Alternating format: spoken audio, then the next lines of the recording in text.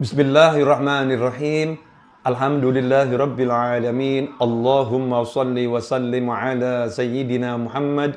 Iftahi babi rahmatillah adada ma fi ilmillah.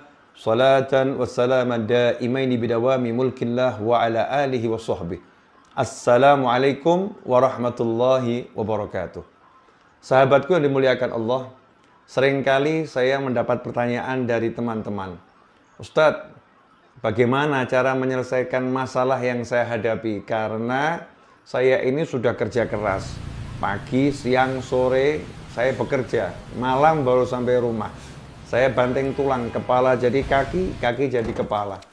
Namun hasilnya, permasalahan ekonomi ini tidak selesai-selesai. Tagihan semakin menumpuk, hutang semakin banyak, dan saya malam susah tidur karena nggak tahu ketika besok tagihan datang apa yang harus saya gunakan untuk membayar. Untuk kebutuhan sehari-hari saja kurang, apalagi untuk membayar tagihan-tagihan. Bagaimana cara menyelesaikan semua ini? Ikhwani rahimakumullah, jangan khawatir. Alhamdulillah saat ini kita bertatap muka, saat ini kita bertemu. Insya Allah ini jalan dari Allah Subhanahu Wa Taala untuk membantu menyelesaikan masalah yang sedang antum alami. Apa yang harus kita lakukan? Kita nggak usah kebanyakan mikir, kita nggak usah kebanyakan berandai-andai. Seringkali ketika masalah semacam ini terjadi, kita suka menyalahkan kondisi ekonomi. Oh, ini memang pasar lagi sepi. In this economy. Ya, pasarnya lagi sepi, cari duit memang lagi susah. In this economy, kita menyalahkan keadaan ekonomi. Kita tidak introspeksi diri. Kita harus tahu bahwasannya yang maha memberikan rezeki adalah Allah Subhanahu wa Ta'ala. Sehingga kalau rezeki itu terasa sempit, rezeki itu terasa seret, maka yang harus kita fikir adalah kenapa Allah yang maha memberi rezeki kok rezekinya ngalir ke kita seret? Berarti pipanya tersumbat. Ya, pipanya tersumbat. Nah, pipanya kotor sehingga rezekinya nggak ngucur.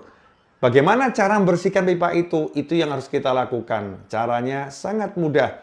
Dalam surat At-Tolak ayat 2-3, Allah mewahyukan, ayat ini seringkali disebut ayat 1000 dinar. Di mana Allah mewahyukan, wa may yattaqillaha yaj'al lahu makhrajan wa yarzuqhu min haitsu la yahtasib. Barang siapa takwa kepada Allah, yaj'al lahu makhraja, maka Allah akan senantiasa memberikan solusi, jalan keluar, makhraja untuknya, wa yarzuqhu min haitsu la yahtasib, dan Allah akan terus memberinya rezeki dari arah yang tidak pernah bisa dia prediksi, dari arah yang tidak pernah bisa dia perhitungkan. Ikhwani rahimakumullah, ini kabar gembira buat kita semua. Karena itu kalau kita pengen masalah kita selesai, sekali lagi jangan salahkan kondisi ekonomi, jangan salahkan keadaan sekitar, karena antum sudah mengatakan saya udah kerja keras pagi, siang, sore, dan malam. Karena itu tidak ada yang salah dengan cara usaha antum. Tetapi mungkin ada satu hal yang terlupakan, yaitu membersihkan diri dari dosa. Karena dosa itu menghambat rezeki. Karena dosa itu menjadi penyebab rezeki kita jadi seret. Karena itu mari kita tingkatkan taqwallah. Perbaiki takwa kita. Nah, saya akan berikan tips, saya akan berikan solusi untuk masalah yang satu ini. Pernah suatu ketika Sayyidina Ali bin Abi Thalib karramallahu wajhah didatangi seorang budak yang pengen memerdekakan diri, tetapi ternyata uang yang dia miliki belum cukup untuk memerdekakan dirinya. Maka budak tadi menghadap Sayyidina Ali dan minta solusi. Sayyidina Ali pun radhiyallahu anhu mengatakan, maukah kamu saya ajarkan suatu doa yang disampaikan oleh Nabi Muhammad SAW kepada saya, yang diajarkan kepada saya, seandainya kamu punya hutang sebesar gunung Sobir, atau sebesar gunung Mesir yang ada di Yaman, maka Allah pasti akan melunaskan hutangmu. Allah pasti akan melunaskan hutangmu. Apa doanya? Allahumma kfini bihalalika an haramika wa aghnini bifadlika amman siwak. Allahumma kfini bihalalika an haramika wa aghnini bifadlika amman siwak. Ya Allah, ikfini, cukupilah segala kebutuhanku bihalalika, dengan rezeki yang halal darimu, sehingga aku tidak membutuhkan yang haram. Wa aghnini bifadlika amman siwak, dan jadikan aku berkecukupan dengan sisi kemurahanmu, berkat sisi kemurahanmu, sehingga aku tidak membutuhkan selain engkau. Ikhwani rahimakumullah, doa ini sangat indah, doa ini luar biasa. Karena dalam doa ini pertama kali adalah minta rezeki yang halal. Nah, ini penting. Jangan karena terlilit hutang, karena terhimpit ekonomi, kemudian semua cara dihalalkan. Itu justru akan bawa kehancuran. Kemudian mengutamakan fadlullah, tidak bersandar kepada kemampuan yang sudah dilakukan, tidak bersandar pada usaha, dan tidak menjadi putus asa karena usaha memang tidak bisa menghasilkan. Ingat, fadlullah, Allah punya karunia yang sangat luas, dan kita minta lewat pintu karunia-Nya Allah, bukan pintu usaha kita.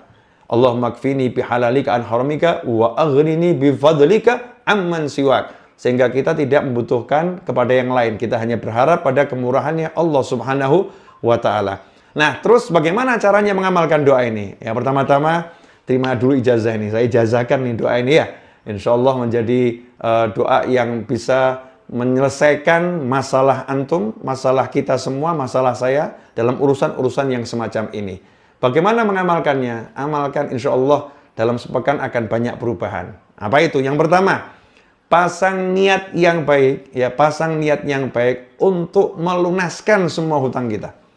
Niat yang benar untuk melunaskan semua hutang kita. Karena dalam sebuah hadis Rasul Muhammad SAW menyatakan, man akhadha amwalan nasi yuridu ada'aha adallahu anhu.